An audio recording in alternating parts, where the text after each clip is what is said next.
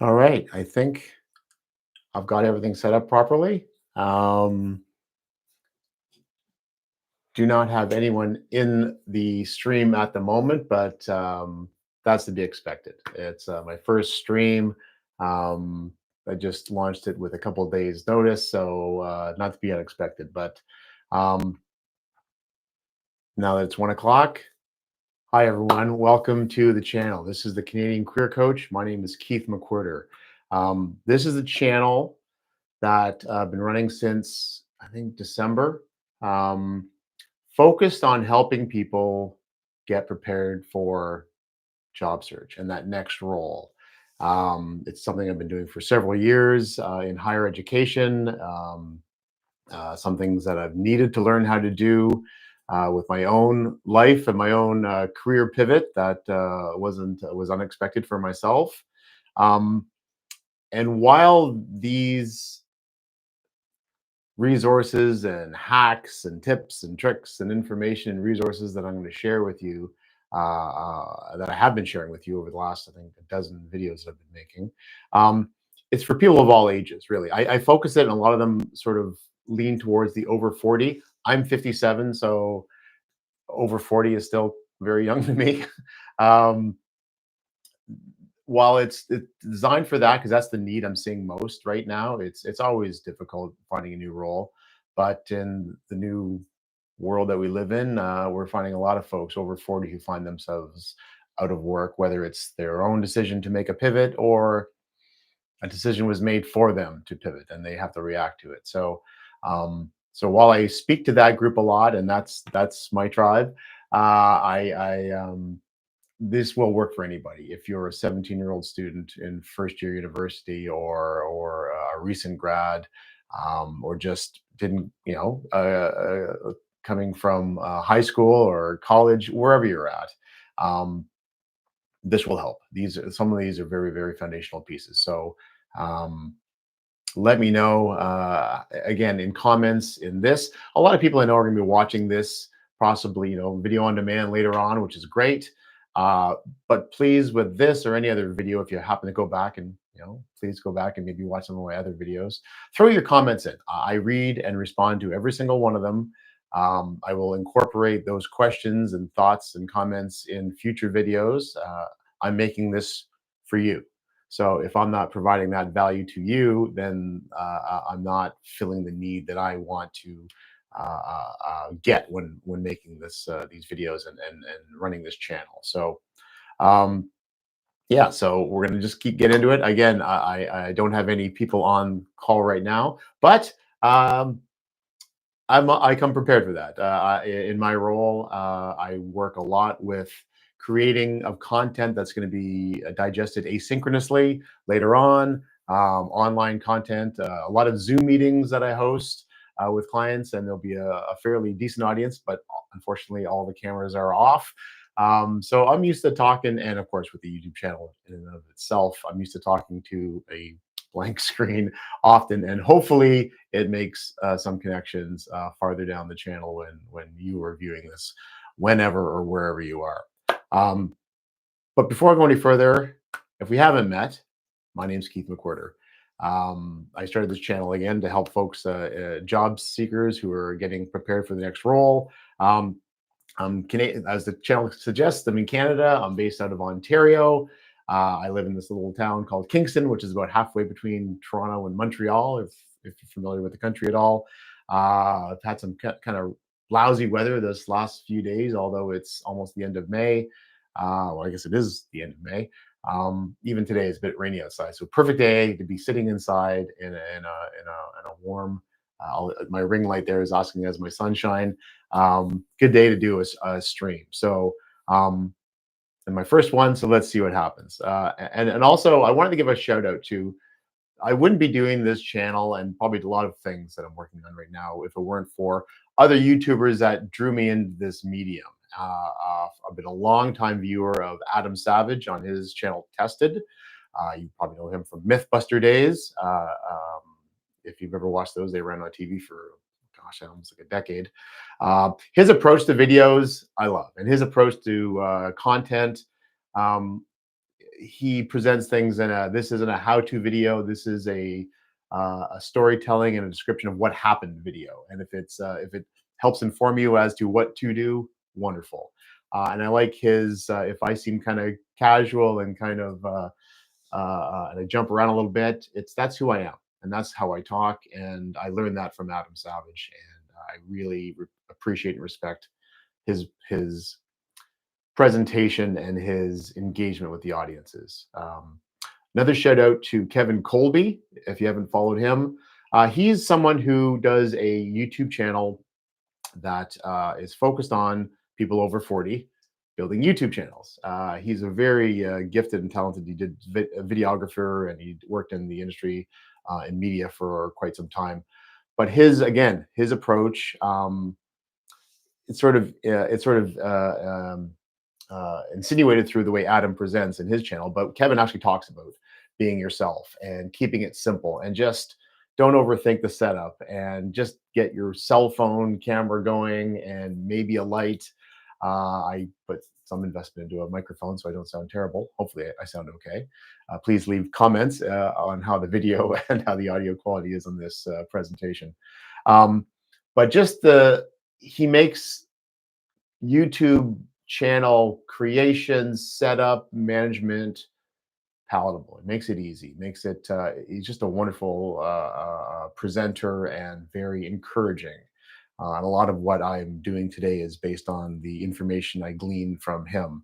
And the Northern Border, the other person that I work a lot, or not work a lot, I've learned a lot from, I like to work with him, is Rob the Maritimer. From Nova Scotia. He does these impromptu live streams. He has a bunch of videos on how to use presentation software, Camtasia, for example. And then he sort of switched into, having done that for a long time, what the what the best approach is for running YouTube, and advice for those just starting out, like myself. I was in December. Without Adam, Kevin, and Rob, I wouldn't have the courage to do what I'm doing right now. I do a lot of public speaking, and I do a lot of speeches and presentations and engagements, but I still have a bit of an imposter syndrome. So I'm always have the butterflies to engage in such activities. But watching those videos just calms the nerves out. So if you're thinking about doing anything like this at all, sorry, as I said before, I go on some tangents. I would look at some of those videos, and just, if you need a bit of a courage boost or a confidence lift, best channels out there, I think. So, as I said, I did have some questions prepared. I do have some questions that I get all the time, regularly. I've made videos on a lot of this stuff in the past. So it's if you've seen my videos in the past, some of this may feel similar, but I'm going to go at them at a little higher level. And again, if people are on the stream and have questions on it, that's why I'm here. This sort of goes in the back seat so that I can answer your questions if you're watching this. But the questions I get the most are, what is the most effective job search strategies? What should I be doing? What should I be engaging in? Second, especially for those over 40 or anyone with substantial experience, who they can be challenged. So you've got great experience working, but because of your successes in the last decade or two, you don't have a lot of experience in getting another job. Maybe you've gone from promotion to promotion. So you've got great experiences, but then how do you apply those to applications? How do you make that relevant? How do you celebrate those successes in a compelling manner to make you, a standout candidate, not just another applicant? And the third question is resources and tools to help identify and apply for opportunities. Where do you find these things? It can be a very daunting. Technology has made it, in some ways, easier, in some ways much more difficult. But I think this would be. I think you're going to find some stuff here that will be very, very helpful. And spoiler alert: there's going to be some AI involved in all of this. Okay, so again, I'm looking. No one on yet. So Keith McWhirter, party of one. No problem. I've been to this party many times. So strategies, how to approach job search. What are the big things to be working on? And all of these I'm going to break down into sort of threes, the top three ways of doing it. So strategies, I mean, right off the bat, networking. And then number two would be tailored and focused application creation. And number three is going to be your online profile. Those are the three biggies you want to get into. There's many strategies, but those are the ones that I call them table stakes. They're just what you have to do. So networking, first and foremost, is that can be very cringy for a lot of people. I appreciate that. It can be very people get uncomfortable with it because they think it's selling themselves and it's being very salesy and schmoozy. And for some people, it's comfortable. For some people, it's not. But even if you're someone who's comfortable talking a lot, that doesn't make you good at it. It makes you like talking a lot, and maybe your words aren't going anywhere. So you got to stay on point. But networking is absolutely critical. What's the number right now? I believe it's 80% of jobs are never posted. Right. So where do you find these things? And it's through connections, it's through reaching out and speaking with people. The key thing, and I will say this throughout this stream, and I've said this throughout my other videos, networking is not job search. Networking is research. It will move your job search forward. It will result in successful job search, which sounds strange, but that's not the intent. You're not networking with someone to tell them how great you are and to ask them for a job. That's very transactional. Some networking can be done that way. There are some events where everyone puts on the blue suits. That's all a lot of glad handing of people, and that can be very cringy, and that can be awkward for a lot of people. And it's not the best way to do it. And opportunities like that actually are fewer and fewer. And when you're reaching out to people, if that's going to be your approach to it, they're probably not going to engage with you a second time. It is a way of being very curious. So any of you of those are Ted Lasso fans, best quote of the entire series is just be curious. That's how you're going to learn stuff. There's nothing that I can teach. I can't teach anything myself unless I have learned it. So you got to start with that. Don't think that you got all the answers and you just need to sell yourself hard enough and you'll get that job. That's not generally how it works. So networking is huge. And what's the approach I would recommend, the strategy, there is an author, an individual named Steve Dalton. He actually he used to be with Duke University in the States. I can't remember where he's at right now, but he has a book, a process. He's on YouTube, I'm sure, called the 2-Hour Job Search. And you don't get a job in 2 hours. I don't want to set any wrong expectations, but in 2 hours, you will have a plan that will help you identify opportunities and identify people you want to talk to about potential opportunities, and how to craft the wording around how you outreach to those folks. I cover some of this in my previous video on networking, and the title I believe is called "It's Not About You," because it's not. It's about them. What I love about it, it's a structured approach. It takes some time. But it allows you to formulate a plan that you're going to relax. It's going to, instead of waking up at 3 o'clock in the morning, what am I doing tomorrow about getting a job, following the 2-hour job search or a model like it. It's not, nothing is the be all and the end all, even the information I share today. But if it gets you thinking, if it gets you going down that path, then try it out. Prove it wrong. Don't think it wrong is one of my often recited quotes. I can't remember who I got it from. So when you're doing the networking, it's very important because again, most jobs aren't posted right now. Hiring people can be a big pain in the butt, right? So it's people always want an easier way to do that. And it's they may post a role, but before they do, they're going to be looking at their networks. Who's been reaching out to us? Who is on our short list? Who has before we spend a bunch of time interviewing and connecting with individuals, who has already spent some time reaching out to and communicating and seeking us out. That goes a very, very, very long way. Um, so there's a lot of pieces of this 2 hour job search. The main thing is having a target list of companies and roles that you're interested in learning more about. Then it's going to be about identifying which of those companies do you may have some connections at, um, and then identifying through things like LinkedIn who in the company you may want to reach out to learn more about the opportunities in the firm. And again, when you're reaching out to people on LinkedIn, when you're reaching out with anyone on LinkedIn, 98% of the people you talk to on LinkedIn can't hire you. It's not their job, right? Like that's what a lot of them, the recruiters and hiring managers handle. And a lot of them, I've worked with many of them, aren't always as visible on LinkedIn because they know when they're going to get hammered with about 200, and I know some of them with 200 plus outstanding messages that they haven't gotten back to with connection requests. And they'll never get back to them all. They can't. They don't. That doesn't scale for them.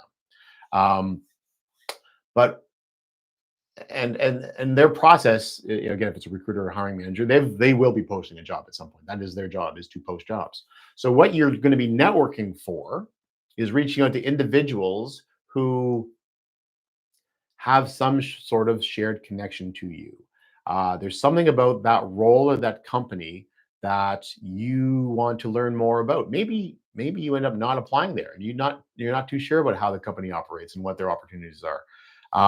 So this is where you reach out to somebody maybe who has a similar role to the company, in the company of the kind of thing that you're looking for, or someone who now works for the company but used to work in a role or in an industry or function that you used to work into. So they were 100% successful in transitioning from something that was similar to what you did to the role that you're now looking for. So that person maybe doesn't have all the answers, but they're surely going to be able to help you.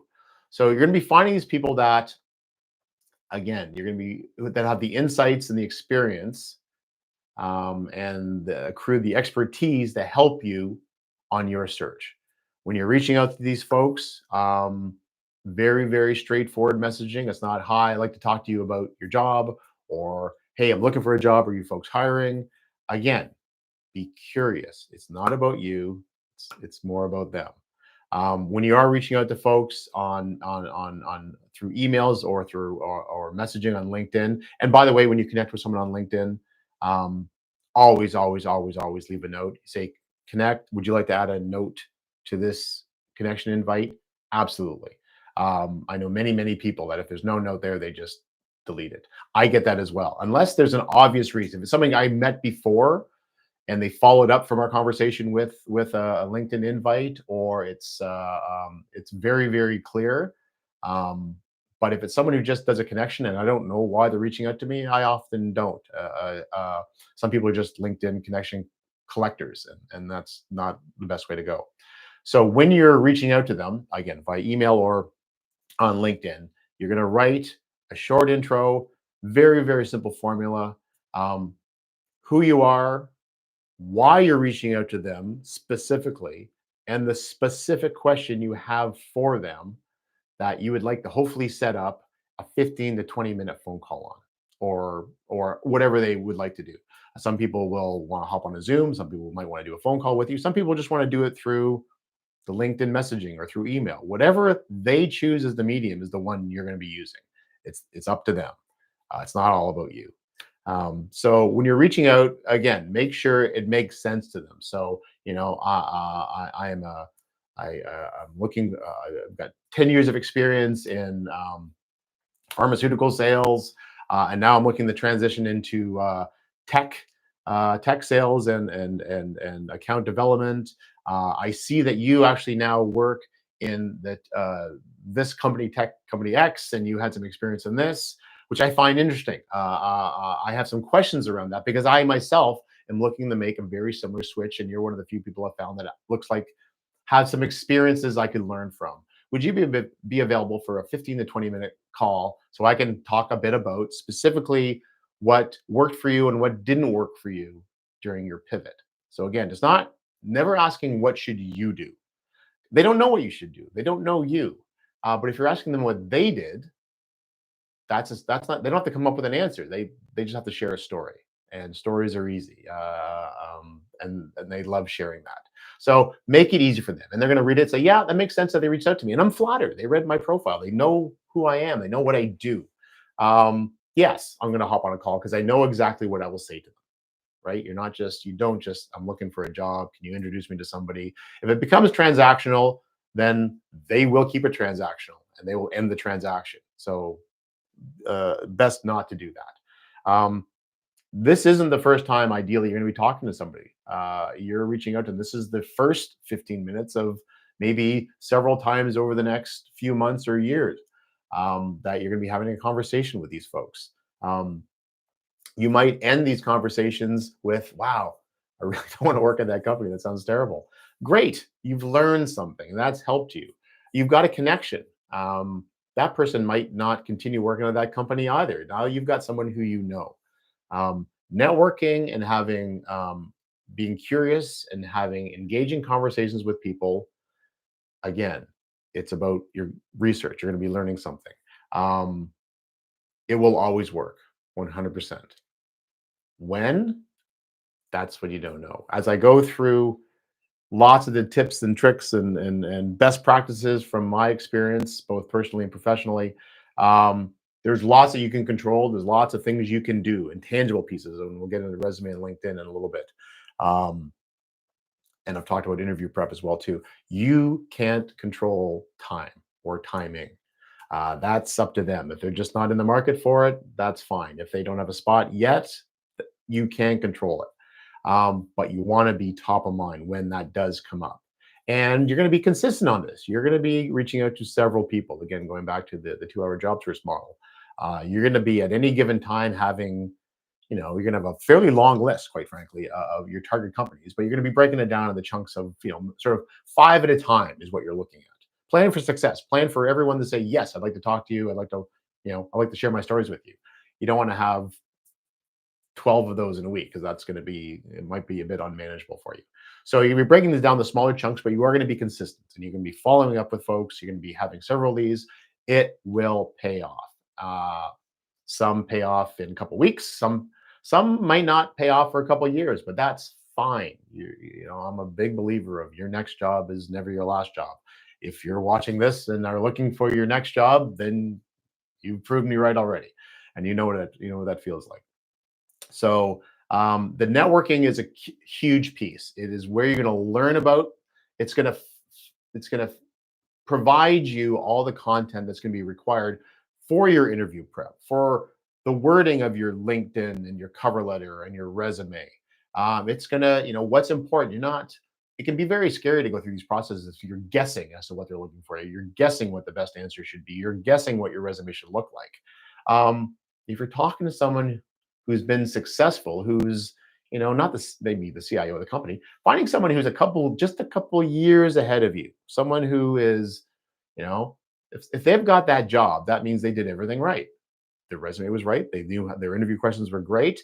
In order to get hired, they probably would have impressed a dozen people, I would say, through the entire process. So they're incredibly well connected with the folks that matter to your application. Stay connected with these folks. This is the way to get that information that's going to feed all the tangible components of job application that you're going to be compiling over the next little while. So that's why networking. This will resonate through a lot of what I say, and it does through a lot of my videos as well too. And it doesn't have to be as scary as people think it is. It's not about selling yourself and being false and being boasting. It can be. So don't do that. It's your choice, and you will find a lot more success if you're not. The second strategy is that tailored or focused application. So especially for those with a bunch of experience, it's not necessarily starting from scratch every time. I think you will have your set resume. You'll have your structured resume. I mean, your resume is your past. Your past is your past. You celebrate it. Um, and not that every single cover letter has to be written from the ground up, but in fact, you should have a framework of both of those ready to go. And in my previous videos, I talk about how to do that. And again, if people hop on the stream and have questions around that, I'm happy to do a deep dive. But with me talking just to a camera right now, I'm going to keep it fairly high level. Um, the and the focus is on the making your experiences relevant and tailoring it. So, and it can be difficult because you've got these experiences. You want to talk about the roles that you've had, the titles that you had, and the things that you were responsible for. But as you're looking for that next job, if it's the exact same thing and the exact same role and everything is staying completely the same, then maybe you've got that ability to, your company does that, does you know tech sales. You're looking for someone with 10 years of experience, and I've got 10 years of experience of tech sales, and you're looking for someone who can lead a team and hit quotas. And it's a one-to-one relationship. Wonderful. That doesn't happen a lot. I have seen. That's more of a lateral move. If that works, great. But still, even if it was, the company is probably different from the company you worked with before. So maybe their wording slightly different. How they approach the work is slightly different. So this is where you'll have your content is solid, but at the end of the day, a job description is a question. They're asking a question. This is what's important to the company. This is how we operate. This is what this role that we've posted is going to be responsible for, and is how it will be working. Here are the specific bullets that you have to have your qualifications to do this job. You know, look forward to seeing you apply. So when you're doing again, something like cover letter, you frame it in the same way, where it's you're starting off with who you are, what gets you out of bed every day, what excites you, the kinds of things, because of that's what your jam is, the kinds of roles and things you've been drawn to, not the specific achievements. That's for your resume. But the things that have pulled you in, that you've been successful. So again, as you're seeing, your cover letter and this first part of your application is mirroring what the job posting says. When it comes to the bullets, the specific skills that will bring to this role are, and you throw in bullets that align with what the job description is. And then, thanks for considering my candidacy. I look forward to discussing this with you further. Just, you're mirroring what their application is. You're using their language back at them. A wonderful, again, going into some tools. I'll jump forward again, and I apologize. I do jump around a little bit. I got that. This is the Adam Savage thing I talk about. Where the piece I was going to go with that is the resources they use is around AI. And this is a wonderful example. And there's no one AI. I'm a bit of a nerd in that way. I love all of them, like whether it's a Copilot or ChatGPT. A lot of them have sort of a similar language model behind it. But one that I really love, especially for document creation development application, is Google's Notebook LM. If you've got a Google account, you've probably got access to it already. What Notebook LM is wonderful on is, some of the chats, you ask it some questions, and there's a whole other piece I'll talk about later on. There's some wonderful videos and presentations on how to use AI properly. And the proper way to use AI is not a tool. It is an assistant. But even assistant sort of puts it off. Think of it as a coworker. How would you talk to and work with a coworker, right? If you type something in and it gives you a crappy answer or an answer that's not relevant, well, then help it, train it. It wants to help you, but you've got to teach it before it can inform you. Where Notebook LM comes in so well is that instead of just answering or typing in questions, it's set up to compare documents. And so again, going back to, you've got this resume, you've got your cover letter or whatever you've got. Say, let's start with resume. This is the best example I've seen. Download the job description from their website or wherever or LinkedIn, wherever it is. That's a document, save as a PDF. And have your resume as a PDF or a Word document, whatever that is. In Notebook LM, it's gonna create you can have multiple notebooks, areas, folders, what have you, projects. Create a new one, upload both of those documents. And as soon as you upload it, it's going to give you a quick high level, hey, I see you've just done this, and this is sort of what I'm seeing. Thanks for uploading it. This is what I see that you uploaded. Then say, if I'm applying, please identify all the gaps, opportunities, and maybe my best strengths, looking at my current resume with what this job description is looking for. And it'll give you an incredibly short period of time, an unbiased view of, these are great. You should talk more about that. This you're not saying at all, but and it might even give you some suggestions as well too. So it's going to identify the gaps. The first thing that reads your resume for that company in their applicant tracking system could be an AI. So why wouldn't you put it through yours first to get ready for theirs, right? And if it just tells you where the gaps are, then then this is when you don't stop there. This is, inspiration is a discipline. You have to keep going for it if you want to get more information and create more. Um,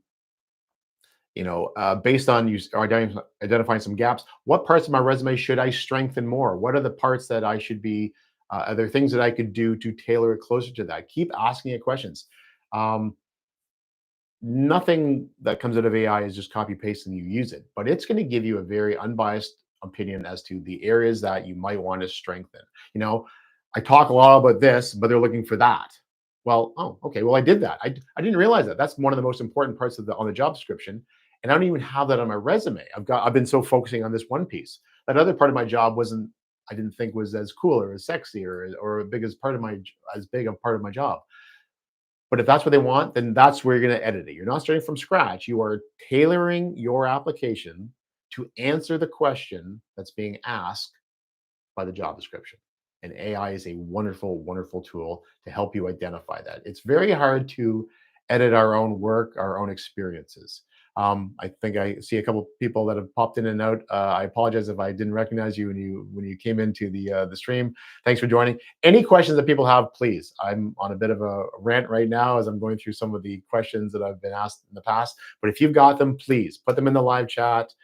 I am here to answer live chat first and foremost. Any questions you have around job search. So I will keep going with what I have been given as questions from previously. But if you've got your own, please throw it up. You're my priority. So yeah, so that's the big piece on tailoring your resume. It's not starting scratch. It's making sure you're using their language. And again, you will learn that from reading through the job description, going to their websites, talking with people and networking. That's a wonderful question. I get asked all the time, Keith, when I'm if I'm applying for this role, what are the kind of things, what will work at that company if I want to get get a role there? What should my resume look like? Should I keep it very, very structured, and should I do a much more graphical stylized version of it, which can be a risk unless you know it's to be true. And how you would know that would be the best way to approach your application, other than the norm, is to talk to somebody who is successful getting a job at the company. They can't hire you; it's not their job, but they are 100% qualified to help you prepare for your application. So leverage that. Be curious. The third strategy is leveraging your online profile. So again, this will be a lot of these merge into each other, right? So your tailored and focused approach and using AI can help you with your LinkedIn.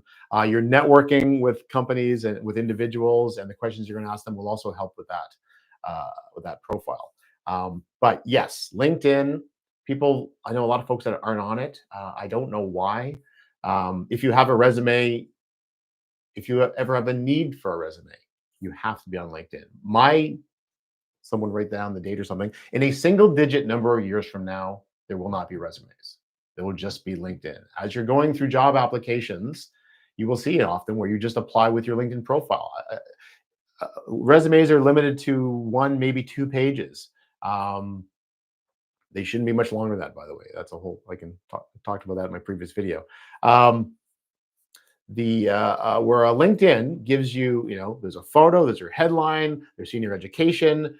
It's scrollable, right? So you can make it quite long. It clearly identifies your strengths, what your background is. Um, it gives you an opportunity to write an about section. Um, those are just table stakes. You have to do that. I have a video on that previously. I mean, at the very, very, very least on your LinkedIn profile, your photo, it's like your business card. So your photo, professionally done. And when I say that, professional looking. Everyone's got a fabulous camera already. When it's the phone thing, that's what I'm looking at right now. Just use it. Just proper headshot. You're not wearing a baseball cap, or you're not like holding up a fish, or you've cropped out your buddy who's beside you, but your arm's sort of off to the side. Just do a profile shot where your head takes up 2/3 of the circle. Um, have a banner behind you. Have some sort of photo. Show that, a lot of people just have the blank default LinkedIn, which I find terrible. One of the things they might be looking at in a job description is attention to detail and your communication skills. Well, your LinkedIn profile is and your resume as well, is a wonderful way for you to demonstrate whether you possess or you lack in those skills. So demonstrate that you possess it. Have some sort of banner, a photo. What a rule of thumb I see a lot is professional headshot, and maybe the banner is something that's a bit more personal for you. And again, it's a weird thing, right? Because it's a long, skinny photo, so not everything's going to work there. But you're an outdoorsy person, so a picture of like your favorite lake, a calm on a serene day, the skyline of your favorite city, maybe some pictures that you took that sort of, this is my professional picture, and when I'm not working, this is the kind of stuff that I love. Maybe it's a mountain, maybe it's I don't know what it would be, but something that sort of tells your story a little bit. That might be the thing that interests the recruiter when talking to you, is that they might have that same passion, side hustle, hobby, what it looks like. If you're totally drawn a blank, I think even LinkedIn now has built-in AI that will create that for you. If you just go on Google and Google LinkedIn banner horses or art or skylines, or you'll get thousands of free LinkedIn shaped banners that you can put up behind your profile head. Get one, put one up. You can change them weekly if you want, but get something up there. And then your headline. Hi from India. Nivis, thank you for joining me. I have a lot of. I've been very blessed over the last few months with an increasing number of subscribers, and India is one of the countries that I'm very proud to have a bit of a following in. So thank you very much. Again, working in Canada, working in higher ed, teaching and coaching. I would probably say half of the students I work with are from India, China. Nigeria, Pakistan, lots. Again, we're very, very, very fortunate in Canada that we have a lot of international students and international workers come here. We are stronger for having you join us. So thank you for the comment. Any questions that you have, please throw in the chat. Man, where was I now? Thanks for that. So yeah, LinkedIn, got it. Your headline. It's not just engineer or MBA, or just your headline is that piece that it's going to encapsulate you in a very short number of words. So a great rule for that, for your online profile, is starting off with sort of break it into threes is what I like. Could be twos or threes. If you already have a job, so mine, for example, and again, while you're watching this, go on LinkedIn. So mine is I focus mostly on experiential learning in higher education, and my why statement, my Simon Sinek. There's another resource I would recommend everyone follow along with. Simon Sinek, Sinek. Start with why. My why statement, what gets me out of bed every day, is that I'm a connector. I connect people to knowledge, opportunities, and each other, so that they can succeed and do the same for others in their circles. That's what I love to do. So that's actually that's my headline. It doesn't say where I work, doesn't say what my title is, but it's and this is the focus, right? It's if you get too granular, then the company's like, well, we're not hiring for that exactly, so I don't know if it'll be a good fit. But if you talk about what success looks like for you, what do you want to achieve, what excites you, that then translates into multiple different roles. So you're leaving yourself open to more things. So your headline, um, it's really who you are, you know, mechanical engineer, call that. Then a dash or a line, a bar, I think they call those things. What kind of things do you, working on, 20 years experience in private and public sector, uh, large scale projects, maybe, or whatever, or just not specific details, but just the kinds of things. This is who I am. This is where I have applied my trade, or the kinds of things that I have. The reason I went and got this level is that I'm working in this type of area, and again, for me, I'm gainfully employed at the moment, so I have just the two. If you're looking for a role, then the third section is, and what are you looking to do next? You know, or what's your passion? So mechanical engineer, 20 years experience in the nonprofit or public sector and private sector. Passion for solving problems to make communities stronger, or something. Just it's what I do, where I've done it, and what I want to do. And or maybe I'm looking now to passion for applying my skill to consulting. So now I don't want to do the engineering part. I want to consult on engineering projects, right? This is that pivot piece. Um, this is a chance for you to, if you're doing some sort of pivot, to sort of anchor your brand a bit. And I can speak at great lengths about how I had to do that with my role. I went from 14 plus years in higher in IT strategy and procurement. I was a tech guy. I was the tech guy, and no technical training, by the way. I've broken every piece of technology on the planet, and I learned how to fix them, which makes me, after a couple of decades, pretty good at it. But that was my brand, and there were so many opportunities at one point in my life that I was missing out on because they thought I was a tech guy.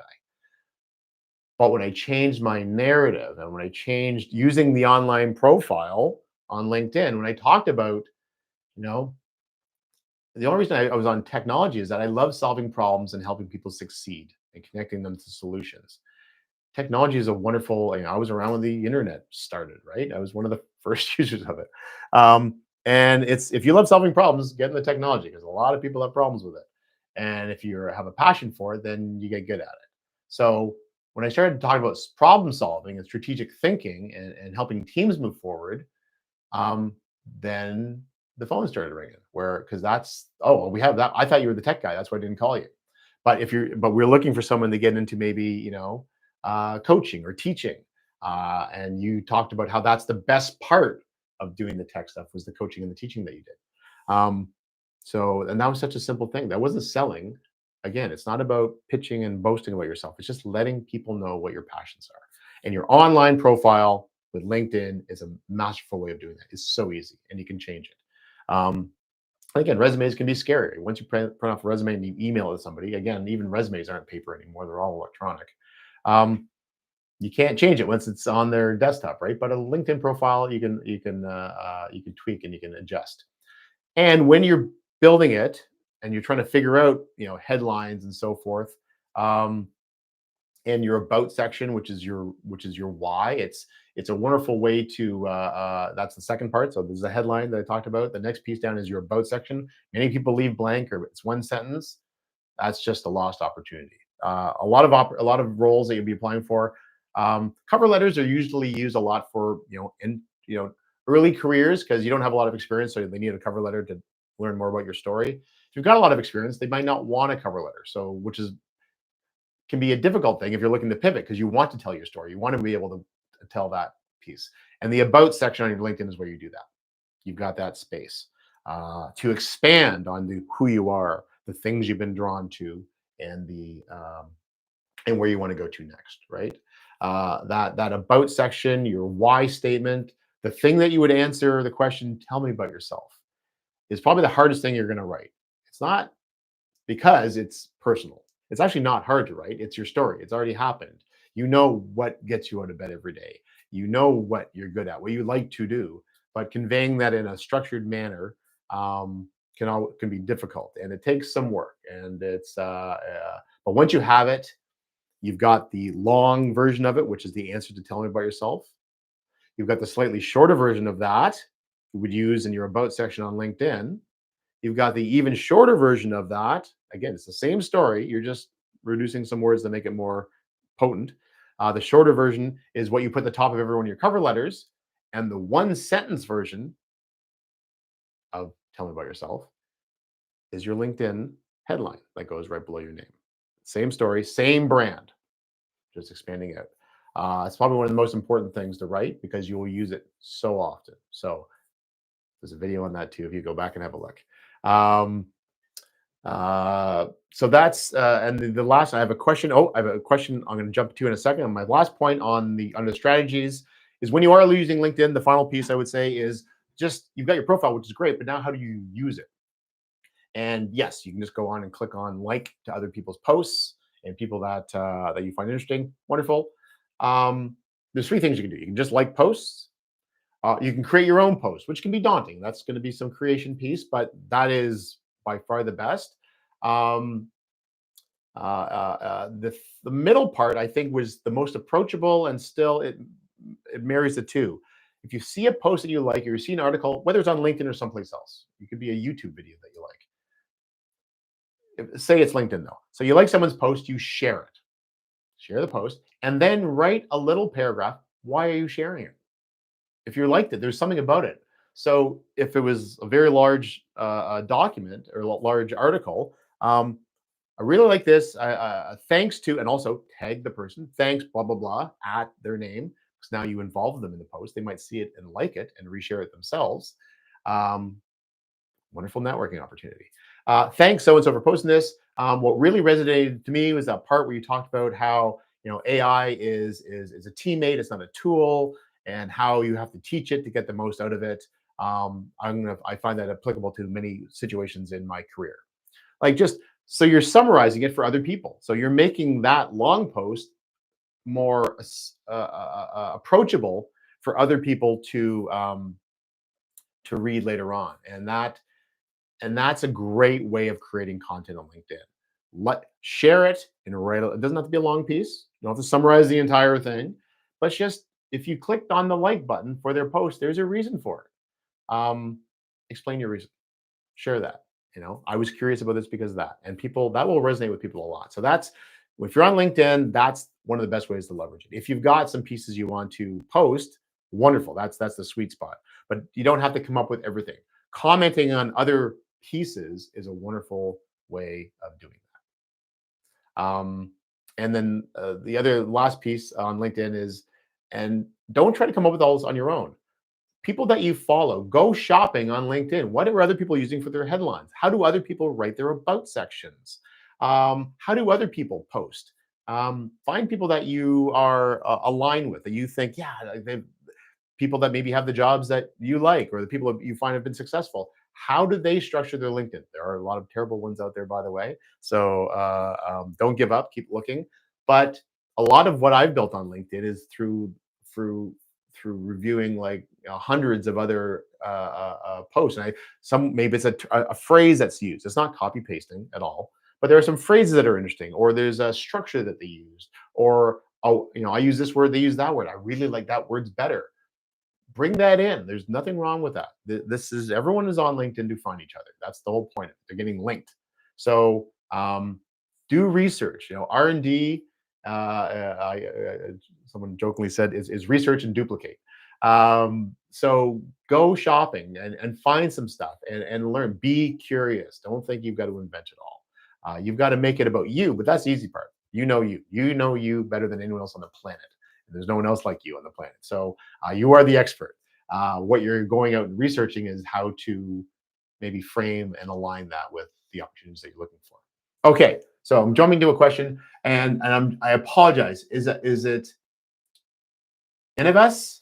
And throw in the comments if I've got your name right or wrong. Hopefully, with a last name like McWhirter, I know name pronunciations don't always work out, and I apologize if I'm not pronouncing that correctly. The question is, I'm a final year engineering student. Congratulations. Good on you. With little experience in embedded systems front end. What are the top two things I should do on LinkedIn to stand out and attract tech roles as fresher? Tech roles as fresher. I'm not okay. I've got enough there to work with, so that's good. But if you want to expand on when you say as fresher, so it's the I love your point. It's the how do I stand out? And this is where what do I have to say about myself that's going to make me a top candidate?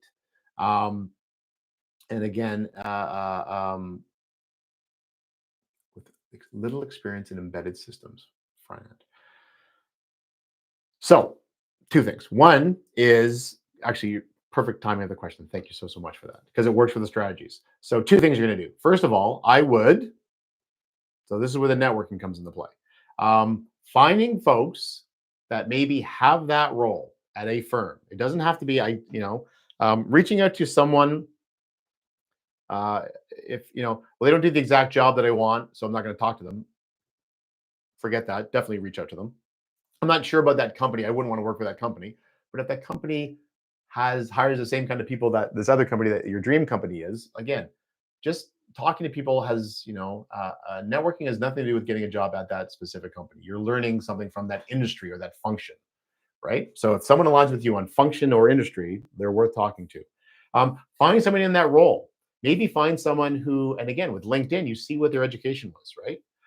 What they studied. So do some research. Find some folks that have been successful at it. Some people maybe that come from your background. They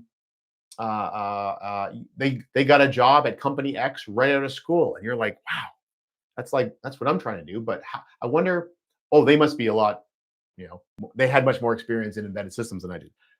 Have a coffee chat. Reach out to them on LinkedIn. Hey, I see you're in this role. The question you asked me is perfect because that's the kind of stuff you would ask them. Hey, I'm in first year in engineering. I'm looking at getting into this realm. I see that you're currently in that role, and I'd like if you have like 15 or 20 minutes to talk about sort of how you upskilled in that area or where you got those skills. As someone in my shoes 2 years ago or 3 years ago or wherever it was, how did you make that jump that gap? How did you do that? Did you get additional skills somewhere else? Were there other courses that you took? Is it a non-issue because that's more they teach you that on the job? I get this kind of stuff a lot with on the tech side. Again, that's more of my background. Where Keith, what programming languages do I need to get a job at X?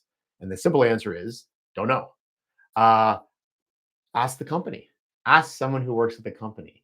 The job description says this, and this, and it says like the fifth bullet is SQL and Visual Basic. It's like when you're networking with somebody, ask them, how often do you use that? It says that in the job description I'm going to be applying for later on. I'm just wondering, in your role, is that what you leverage the most, right? And they say, don't worry about it. It's on there, but it's not a big issue. Or others, yeah, you got to be an expert at it. Okay, so then that's a decision on your part to either dive in and learn more about it, or to get to that level, or relax a bit. It's not that big of a deal. So first of all, networking to find out, to connect with folks that have maybe followed that path further. And then the next thing you asked for, sort of the top two things. Next thing is again, looking at the job. The job description is a question. The job description, they spend a lot of time writing those. What are they asking for in the job description? When and again, I'm a bit of a novice at this. Apologies for my ignorance. When they're talking about front end embedded systems, what specifically on the job description talks about their level of requirement for that, right? So, and it goes back to that tech piece. Don't ever assume their job's this, that they're going to need this. It's like maybe it could be maybe. Don't think it wrong, prove it wrong. Ask, find out how important that is for you. I was leading a panel years ago on uh, people that had senior roles in digital transformation for large organizations, and there was someone from a bank in charge of digital transformation for a large bank in Canada. And everyone in the audience, grad students, were all sort of freaking out. It's like, that's way beyond us, way beyond us.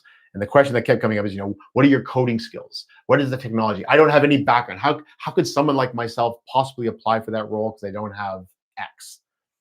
And the answer was, as head of digital transformation for this organization, my technical skills are PowerPoint. I can't code. I don't need to. Um, my job isn't that. My job is helping do the strategy on digital transformation. There's a lot of programmers, a lot of coders, but they report to me. I don't need to do that. My job is figuring out what they should be working on, right? So there was this misconception of what that skill level was. Um, um, so yeah, so when you talk about the two things you should do, and you say that on LinkedIn to stand out. So okay, I apologize, I missed that one little piece on it. On LinkedIn, it's talking about, if you don't have the experience, again, to help curate what you're and develop what you're going to put on LinkedIn, network some folks, and actually look at what job postings are asking for. And then when you're in your about section on LinkedIn is where I would put this piece on. How would I stand out? Is talk about what you're excited about. Again, if you're new out of school, they know you don't know everything. Again, you can't, in tech firms or you can't be an expert in this because we invented it yesterday. You can't. What I'm going to hire you for is, can you demonstrate the ability to be a sponge? Can you learn this stuff? You can't know what we know. We're going to teach it to you. But what we're hiring for, you finishing engineering school, you're smart enough. Like, you're much smarter than I am. Uh, um, uh, and, uh, and that's wonderful. But talk about what you want to do with that now. What excites you about this type of work? Um, when you're on LinkedIn as well, going back to what I said again, I love this question because it aligns exactly what I just finished talking about. Um, the when you're finding posts on LinkedIn, maybe about this subject, um, repost it and make some comments. I'm just learning more about this aspect of front end systems.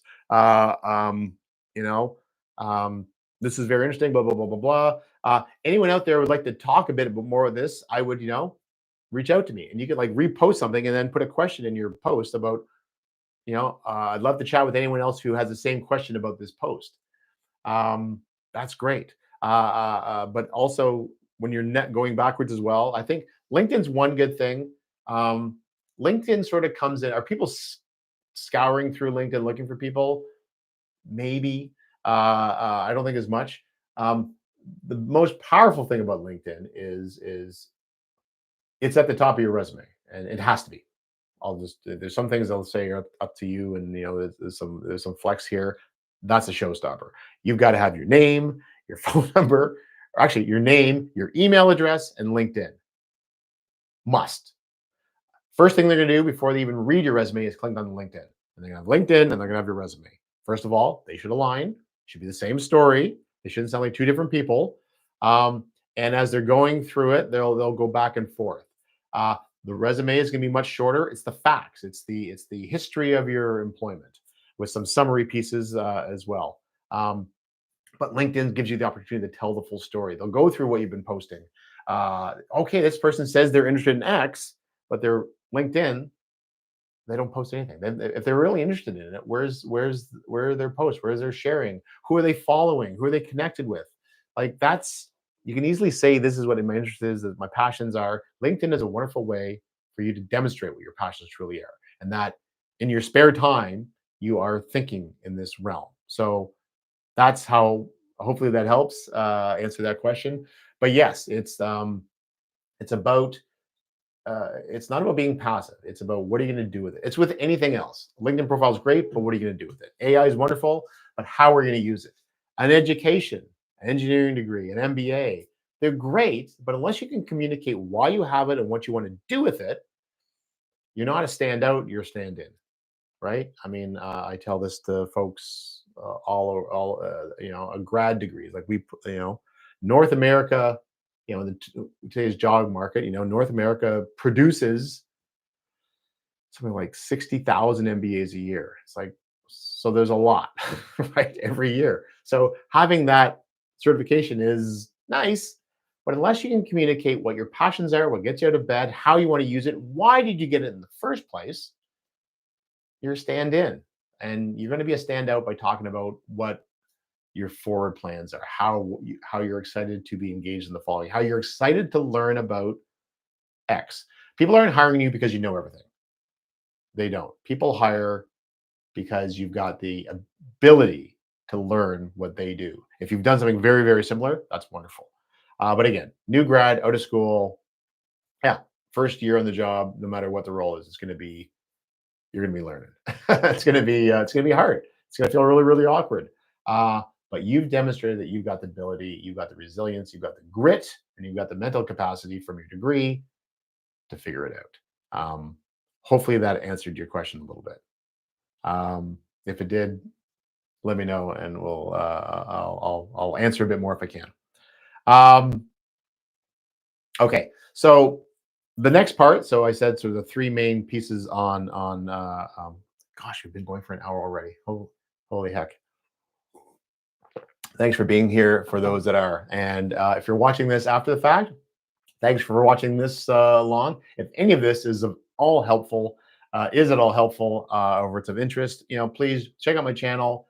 I feel awkward asking for this. I do it a lot of my videos, but the subscribe and the like, it's not about I'm collecting subscribers. For me, it's just it lets me know if I'm on the right track. Again, I'm doing this for you. If I'm up here just talking to make myself talk, and I'm just trying to get likes so I can, feed off that. It's not about that. I want to make sure I'm providing value. If there's no need for me to do this and there's not value in it, then it'll run its natural course. But I meet so many people on this topic of job search, starting out, or again, as my channel is focused on over 40, who just don't know. And and being in that space can be very difficult and off-putting and embarrassing at times. Before I go into my next section on translating your experience, and actually it might be a good segue. Couple things on and going back to the engineering student. So again, I've been at universities for over 2 decades. I don't have an undergrad. I did my high school, I did 1 year university, and I dropped out.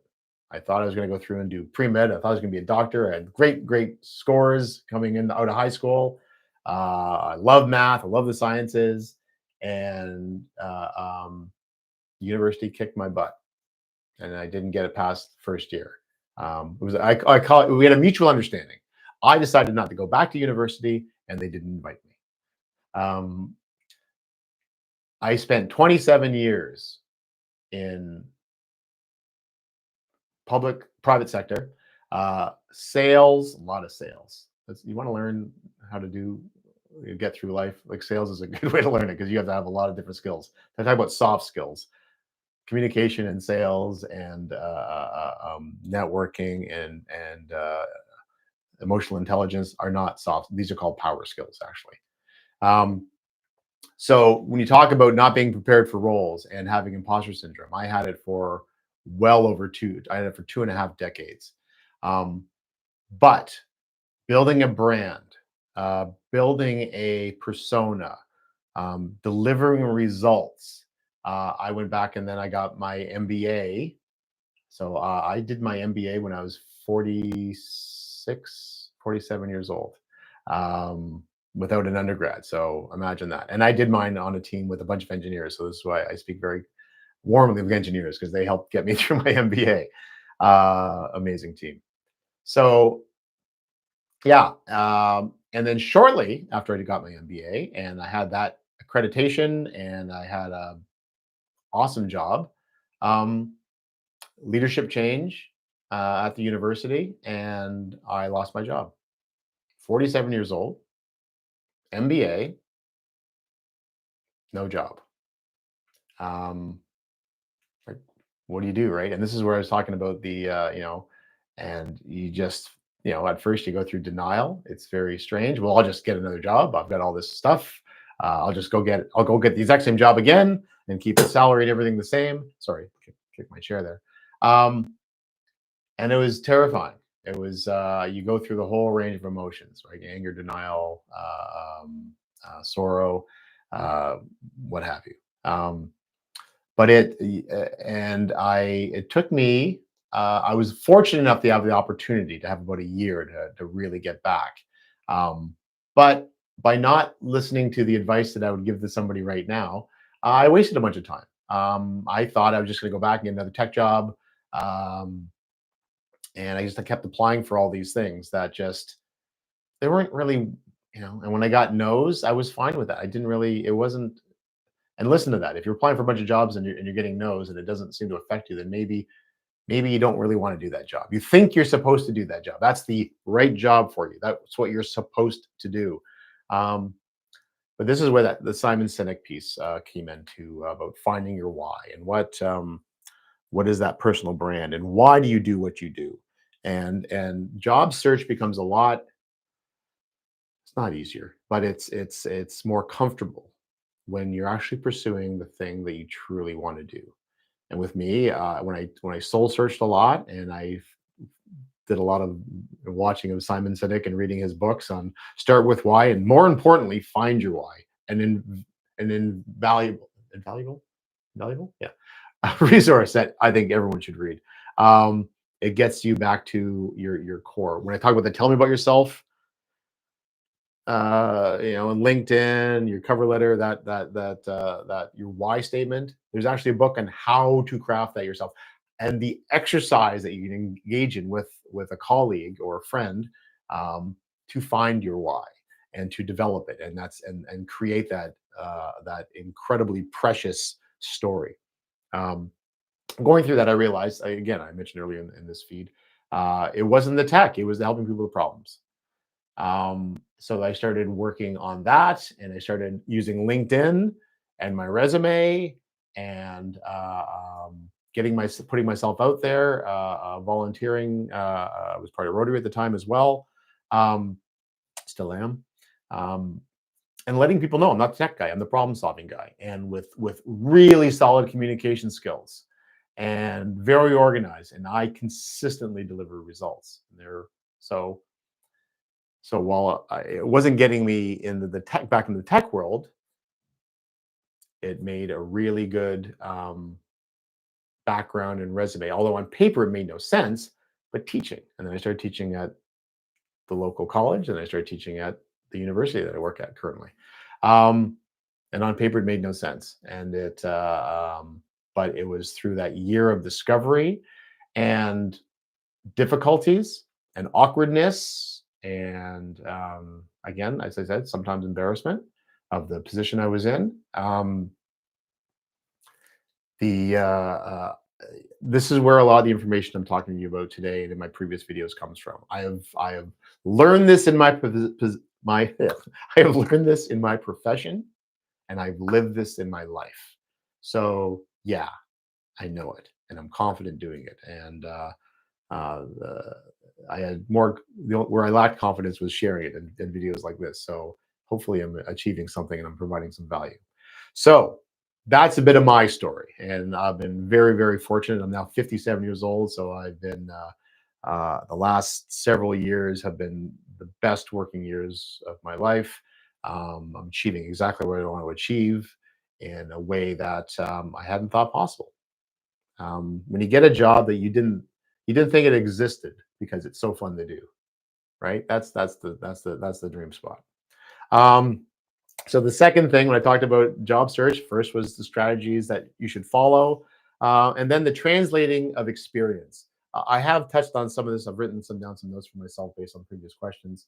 Some of this might bleed into or bleed from what I just talked about on the strategies. Um, when you're again, this is more maybe for the people with lots of experience who now have to translate, doing a bit of a pivot, if you will. How do I translate that to the new role?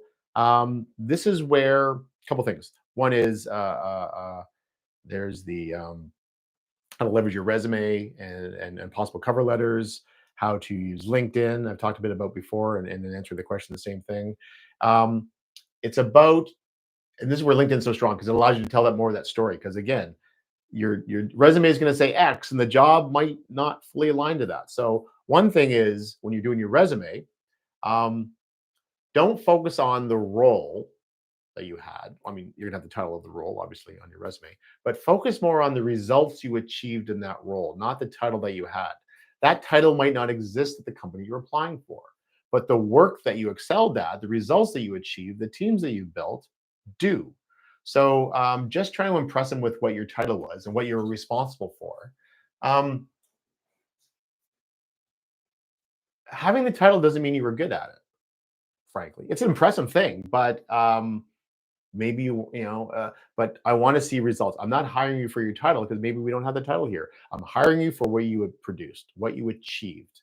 Again, they wouldn't hire me in teaching because my job was, as a tech leader. Like that doesn't align. But what was I delivering as a manager in that space? Well, that aligned perfectly. It's the exact same bullets that they're looking for on the teaching and the coaching side. So focus more on what you did, not what you were called, is one of the big things to use for transferring your experience. Their environment might just be different. So, and also on resumes with someone with a lot of experience, the thing that you want to add, especially because you're pivoting, you have to move your experience over. Um, and because it's more of an experienced hire, they may not want a cover letter. So how do you address both of those issues? At the top of your resume, under your name, email address, and LinkedIn profile, is you do a bit of a summary section, your key strengths. Um, Again, not the titles that you had, but what did you achieve in them? Uh, and the things to write about. This goes back to how make sure you align your application with the jobs, tailored, focused applications. What are they looking for in the job description? What are the verbs? What are the adjectives? What's the terminology they're using on the job description? Talk about how you did that in the summary section on the top of your resume. That's going to be on a resume, maybe I don't know how many sentences, but it should be maybe like 5 lines long, not a novel, but just when they read that, it's like, okay, I see your resume is this. That's impressive. It's not kind of what we do. Oh, but it's made you really good at delivering this. Okay, that's what our job is. That's great. And you learn how to do that by doing these other skills that we may not need, but sorry, these roles that we may not need, but you develop the skills that we do. So now let's talk, right? We're not sure if I'm going to hire you, but I definitely want to talk to you. So building in that summary pieces, a piece at the top of your resume can be key.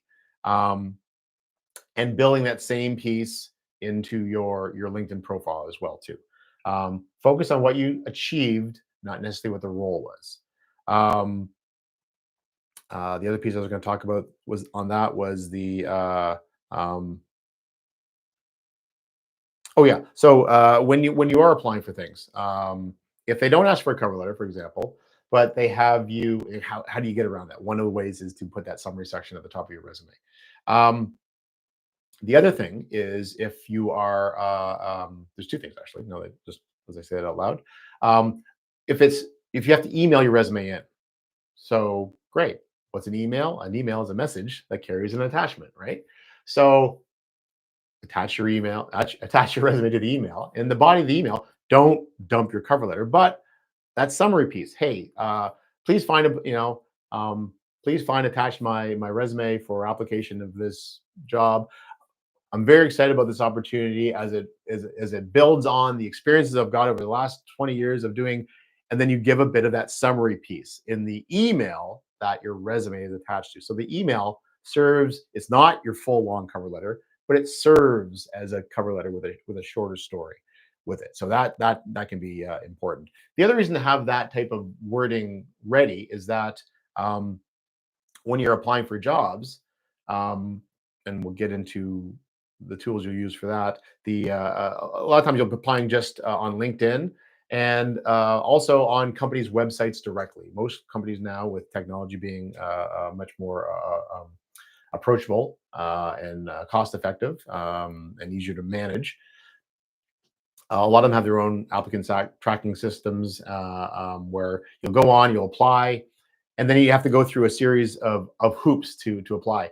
I would actually even recommend before you spend a ton of time on your resume or a cover letter, go to if it's a company, go to their job page. They usually you have to create a profile to apply for a job there. They want to know what which is great. That's another form of networking is creating a profile on their website. That's you know who is who is signed up to get our job alerts, who is signed up, maybe they have a new careers newsletter, I don't know, but they look at that. You are spending time learning more about them. You are signing up to get information from them, to get job alerts from them. That counts. They will look at that. You are indicating that you've got a true interest in being there.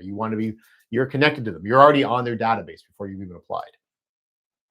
um, if you're once you set the profile and you apply for the job, go through, even with your documents not ready yet, go through, start the process. It's usually you click on apply now, and it'll say, okay, well, you're going to need to upload this, and you're going to tell us this. And like, oh, okay. So some of them are upload your resume here. Great. Now you know all I have to have is my resume done. So I better build a summary section in. I've been through many of these, so I've seen all the different kinds. Some are upload your resume and tell us a little bit about yourself in like 500 words. Okay, so they don't want a cover letter, but they want to hear your story a little bit. So having that piece that you would use, from tell me about yourself all the way down through about section to LinkedIn, that story, your pivot, your value proposition, if you will, your brand. That's why this is so incredibly important. Then you can put that into that tell me about yourself section. Sometimes they might even have some of them go on for, especially if it's more for, I've seen it at hospitals and government work, um, page after page of list all your skills and how many years of experience you have in each of those skills. It makes the process quite long and arduous, but it makes it easy because it's just you do it or you don't, and now I don't have to. How do I highlight those on my resume? Well, you don't really need to because it's actually part of the application process. They are codifying it at the very beginning, and your resume is almost a duplication of that. So look and see how they're going to be using your information. And is it all form fields or is it just send us your resume and a bit of a tell me about yourself? Some of them, it's a text box where you have to post your resume in. And you've got this super fancy, organized, graphical resume. And now you got to copy and paste that into a text box and everything breaks. So having a simple, straightforward, structured resume that you can if you had to copy and paste that cleanly into a text box on a website, would your resume work for that? So be aware of that and be prepared for that. Don't create that unless if it's not going to work on their website. Have two versions of it for either kind of website. But the but yeah, so building that piece into your resume and your cover letter if you can, and an email that includes your resume if you're applying directly via email is a great way to do it. And all of that, it's the storytelling. This is the other piece. It's not about, again, not about the titles and the roles. It's about why you did that. What's your the reasoning for that. So this is now getting in a little bit to the lower section of LinkedIn. So we talked a bit about in the strategies of having an online presence, that translating your experience and your skill sets and your value proposition um, can be leveraged in the after you've done the about section on your LinkedIn. Under the next two big pieces are your experience and your education. And some people will just put the school they went to, the job they had, and the title. I worked there for 10 years or 5 years, or I currently work there, or whatever that looks like. And again, and your resume has its bullets on it, and LinkedIn just has the title. Again, huge lost opportunity. So what you should be doing, what I recommend, what I've seen work very regularly, is you give a bit more information. It's not copy and pasting from your resume. It's a version of it, but it's telling your story. It's what I worked at company X. Well, tell me a little bit in 2 sentences. Why did you work at X? What drew you to that role? What were you most excited about? What was the best part of? What did you love most about the role? What did you build teams? Did you build products? Did you get a chance to develop their strategic plan. Like, what are the things higher level, the story, and then underneath that, you can put in 3 or 4 bullets of what you specifically achieved, right? So it's called, with the phrase is a branded narrative. So you tell a bit of a story about the company and your role there, not just all about the company, um, and then the key achievements I had while I was there doing that role. I increased ROI this much, usership this, or I rolled out 5 new products and whatever it is, built high performance teams. What did you actually achieve? Those are the things, again, not based on title, not based on your role, but this is what you achieve. This is what they're going to hire you for. Those results. What you were called before could be irrelevant to them, quite frankly. Your title doesn't impress them. What you did, regardless of your title, is what they're going to hire you for. The other piece with that sentence or two at the start, that the narrative, is it could be, if you're working for, I see this with companies or people that have their experiences with maybe a small startup or a lesser known company. So you've got a chance to. I worked at company XYZ, a San Diego startup that was formed, a year ago, focusing on bringing AI into the law firms to help review cases and find precedents. So tell them a bit about what that, because the company name doesn't impress them much. They just know who they are. But talk a little about maybe what it is, and then and I was one of the first 5 people to work there, and I was chosen because of XYZ. And then what I achieved, bullet, bullet, bullet. Those bullets, again, they could be from your resume. I wouldn't make them. Thing is, the bullets on your resume are going to be 2 lines long, which might be too long for that LinkedIn piece. But it's just, half a dozen words of the key thing that you would, 3 key achievements you had under that. That's comes after that little bit of a narrative, that introduction to that role in that company. So that's translating your experience. And again, it's the same thing with your education. So you went to school X, you got your master's in engineering from this other school. Why that school? Why did you choose? Why civil engineering? What projects did you work on? What kinds of were you class president? Were you on a team? Did you win something? Like, tell me a bit more about the experience. If you just got your degree from that school, yeah, so do 500 other people. But tell me why you did it. I'm hiring a human being. So make sure on LinkedIn, it gives you that opportunity to just not be about numbers. It's about telling your story, introducing something. And again, what should I be talking about in my achievements? What should I be talking about as far as what my passions are? What are the firms that you're looking to apply to looking for? They're going to probably be fairly similar. Yes, if you're applying to be an airline pilot and an architect the same week, yeah, you're going to have a hard time, because those are probably very different processes, very different stories, very different why statements. But if you're looking to get into sales or consulting or an engineer role or a whatever, banking, the organizations in that industry are probably fairly similar. So again, be curious. Look at job postings, even if it's for a company you're not maybe interested in. If you can't find something for the company you're exactly looking for, go back and look at other stuff. It's probably going to be fairly similar. And number one, going back to the very first thing that started this whole stream off, is networking. Talking to someone who's there, not about how do you get hired there, but what have they experienced working there? You've been there for 2 years. So what's been the biggest eye opener? You've been there for 10 years. Why have you stayed 10 years? Like, it's not asking about what you should do, asking what they should do. So all this storytelling in the summary sections and translating your experience into something that's going to be relevant and compelling to that new firm. Start with what is compelling to that firm, and then re-engineer and translate your experience to hit that target. Okay, so we're at 2:23. No other questions coming through. So the last piece I'm going to talk about here, and again, for those at home watching, if you're watching this after the fact, thanks for hanging out this long. I appreciate it. And again, I just put a call out. more than likes and more than subscriptions, comments, uh, good, bad, and ugly. I am a lifelong learner. I cannot improve at anything I do unless I get some feedback. And um, I used to hate feedback because I used to think I did everything right as a foolish young man. But now that I'm a bit wiser and much older, I thrive on feedback. I cannot grow unless I get it. So any comments that you have, please throw in this down below. Um, it would help me tremendously.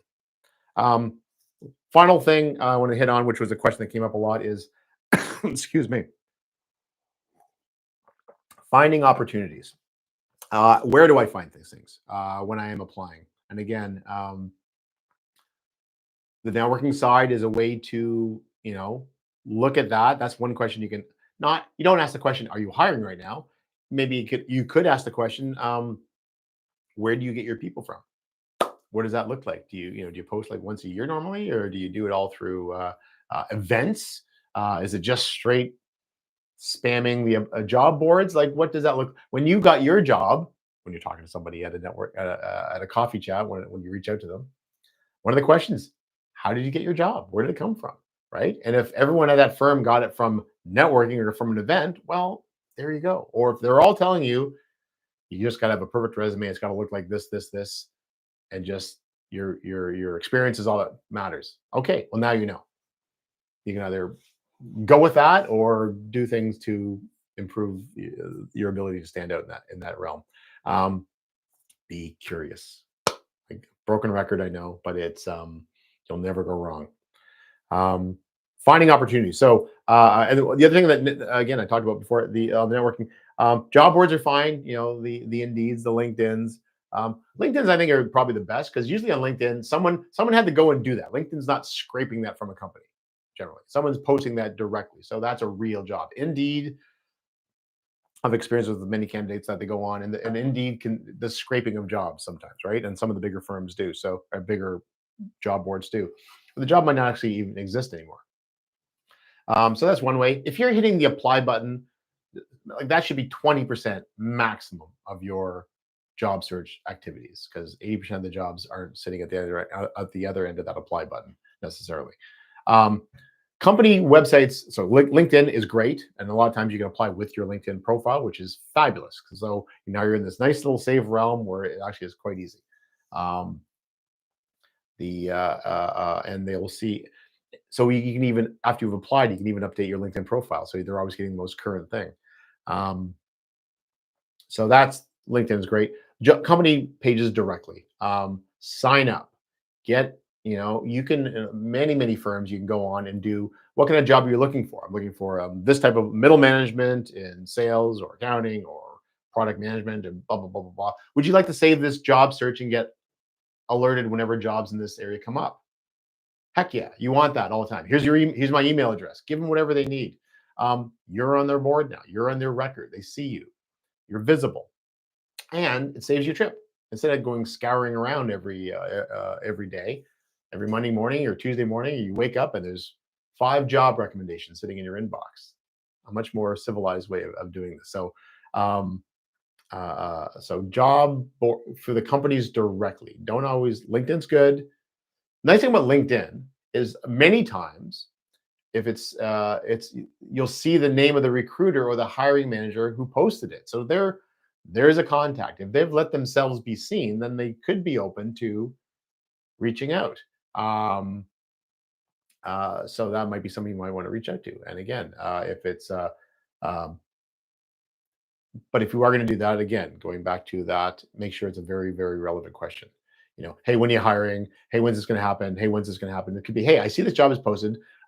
Before I apply for it, it interests me greatly. Could I have could I be able to hop on a call? There's a couple questions about my experience that I'm not sure if I've got that I'd like to get your feedback on or something. Reach out to them. So the LinkedIn ones are nice because you can sometimes connect it with an individual, and individuals are always better than computers. So that's what I would do. The other thing on LinkedIn is if you're trying to also connect with some people on LinkedIn, um, it's just that you have to connect the connect button, and then they get their choice of whether they want to connect with you or not. what I said earlier is that you never hit the connect without writing some sort of introduction story as to who you are, why you're reaching out to them specifically, and what is the specific question you want to ask them.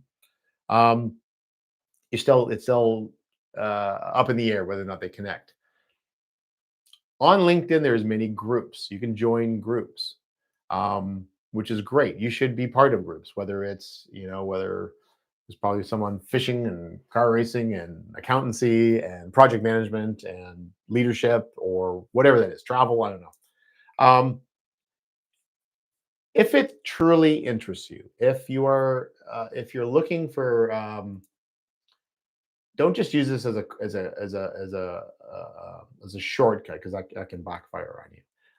But if you're seeing the kind of people you're trying to connect with in a certain group, you can apply. You can go on, I want to join that group, and sometimes it's automatic. Sometimes you have to be approved for it. But the cool thing is, once you join that group, you're in the group with them, so you're connected. You can actually message them directly now, right? So don't join groups and start spamming everybody. Don't join Warren Buffett's group and start spamming him with questions as well. Or Bill Gates or whoever. Use it appropriately. But if there is someone of interest that hasn't gotten back to you and you've actually got a very relevant question for them, and you actually share that same, be prepared to answer the question, why specifically did you join the group when you found me? Oh, and my video just sort of jumped there a bit. Hopefully we're back now. I see 2 thumbs up. And again, the finding opportunities in that networking. So when you're reaching out to folks, it's you're not. I know it's a broken record, but it's when you're networking with people, it's finding out what's happening at their company right now. Maybe you are speaking with a recruiter through a coffee chat, or maybe you are connecting with somebody, asking them about what their pain points are, right? Ask them about what the role that they're hiring for, what's the main, what will success look like for that role in 3 years? What would it be working on? What kinds of things it would be working on first?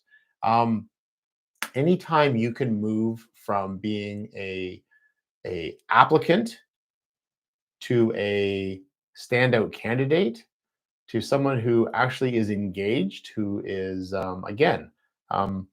resumes and cover letters and applications don't get you jobs. That's not their job. Their job is to get you an interview. And that's when you can tell the rest of your story.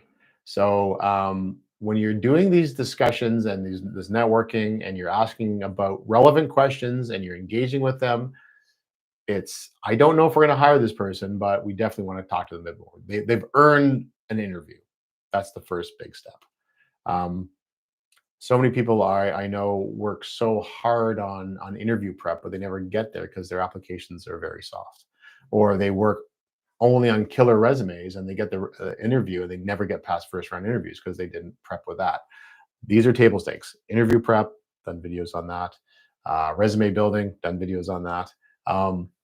You have to have those. Those are like showing up at a job site or a build site without your tools, right? Without your hammer. Like, you can't, great, love the enthusiasm, but you can't do it because you don't have the stuff. Get your stuff together. And again, I think some of the information I've shared before will help. And but again, send me comments if you would like something specific. Keith, I saw this video on this. You talk about that. What the heck does that mean? I have no idea what you're talking about, or I need a lot more detail. Yeah, I will answer the question for you, or I'll create a video on that. If it's not resonating with you, it's not of value. So I want to make sure I'm checking the boxes when I'm presenting. What else I was going to talk a bit about that? So I talked about LinkedIn groups. I've talked a bit about the job boards. Yeah, I mean, finding opportunities. Yeah, LinkedIn, companies, job boards directly, and asking. Like, the hidden job market is huge. It's 80% of the jobs, and how you find them is by asking questions. It's about being on someone's radar. You're not an applicant. You're a solution to their problem. Hiring someone's a pain in the butt. It can take a lot of time. It can take a lot of money. Like the numbers they say to hire someone, it's like anywhere between $5,000 and $10,000 when you factor in everyone's time and all added together. going through applications and so forth and setting up interviews. If they, before we post the job, who are we talking to? Is there any candidates in our network that we'd like to talk to first and save ourselves time and trouble? Because they're already engaged, they've already been vetted, they basically already passed the first interview. Let's start with them first. I don't know if we're going to hire them, but we want to talk to them first. That's what you're trying to get with networking. Not that you're going to get the job right away, but you are on their radar. And in a lot of cases, on that individual's radar. I've seen this happen with clients in the past where they crash out on an application. It just doesn't resonate. But then that person, that recruiter or manager, moves to a different company, and their first job at the new company is to build their team. And they reach back out to that individual. Hey, yeah, the company wasn't a good fit. Your experience was a little missing on that. But this new team I'm building, we need someone who has exactly your experience. And I really enjoyed our chat last month. Would you be interested in coming in for an interview? Has happened a non-trivial number of times to many of folks I've worked with. So again, it goes back to planting those seeds. You can control everything, but you can't control time. The last piece I'll leave is it's an analogy that one of my colleagues used. Job search is and networking is like gardening, right? So you got to have the seeds. You've got to prepare the soil. You've got to have the right conditions, the sun, the warmth, the nutrients. You get the seeds in. You do everything right. Are they going to grow to be plants? Absolutely. How many are going to pop up? No idea. When are they going to pop up? No idea. Will they pop up? 100%. Guaranteed. This will work. You don't get the control time, but you can improve your odds and the time by being consistent. By you don't plant one seed, you plant dozens and dozens and dozens of seeds, and you take care of them and you check on them, not daily, but you farm this stuff. It will pay off over time, guaranteed. If you're taking care of everything, you got the right ingredients, and you give it time. Where are we at? 2:36. There's currently nobody on the call right now, so I am going to give myself the gift of time, and I'm going to wrap this up. Thank you for those that did hop on. Thank you very much for the question that came in. Any feedback people have for me for this stream, I really hope my camera recorded all this. This will be posted probably, if you're watching this now, thanks for joining me. Probably be in a day or two, hopefully. It depends on how much editing when I go back and watch myself live, and how if I find it very cringy, I might clean some parts up. But I'll try not to. At the end of the day, this is how I coach. This is how I work with people. Very conversational. I try not to have too much tech getting in the way. I'd rather just, try to relate to you through this little lens. And hopefully some of it resonates with you and you find value in this video. So thanks again. Hopefully this helps. I will see you on the next one, and hope the rest of your weekend, whatever part of the world that you're in, is a good one. Take care. Bye-bye.